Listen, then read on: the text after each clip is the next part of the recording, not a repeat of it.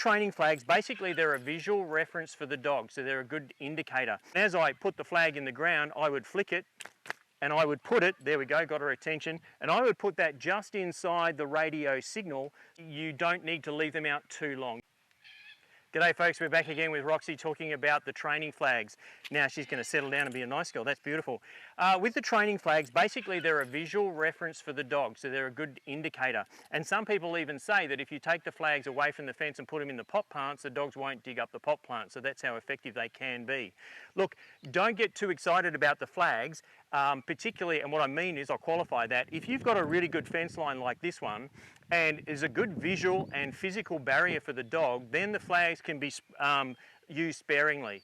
Just if you take the dog up to a little section and then you back away, you might pop a flag just in that area where you got that refusal. And if you go through to the next video in the private section, you can actually see Roxy being trained on the gateway over there and how she's responding to the radio signal on the system for the first time. She can see Amanda in the background. She wants to crawl over to mum.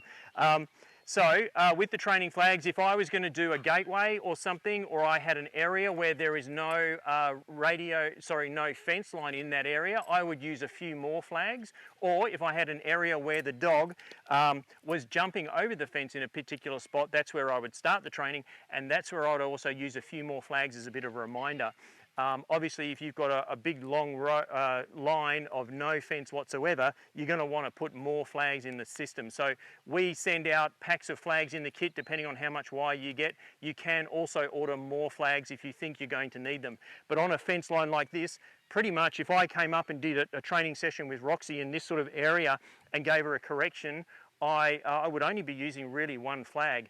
And as I put the flag in the ground, I would flick it and I would put it, there we go, got her attention, and I would put that just inside the radio signal. So my theory is, if Roxy's wearing the collar and she goes into the signal and she goes to sniff the flag, she'll actually hear the collar beep in the warning zone and get a correction before she gets to the flag. So she can see there is a bit of distance between the physical barrier and the flag, and she'll know what's going on. We do have very good quality flags. They have a metal stem on them, so they're not going to break down. They're easy to distribute.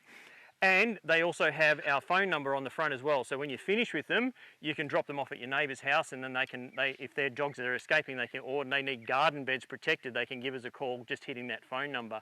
The other thing to mention, you don't need to leave them out too long. You could maybe leave them out for 6 to 8 weeks, and then the dog will definitely get the idea that that blade of grass is safe to tread on, and that blade of grass there is not safe to go on, and they know what that invisible barrier is. Because remember, we're trying to teach the dog that there's an invisible brick wall along this barrier that she can't go near, and we need to get that conditioned in. And any visual or physical reference that you can give the dog, like flags or lines of string or even the fence line itself, is good to help with the training. So click on the link below, you can go through to the training, and we're going to go and introduce Roxy to the radio signal for the first time, and we'll tell you all about that training as we do it.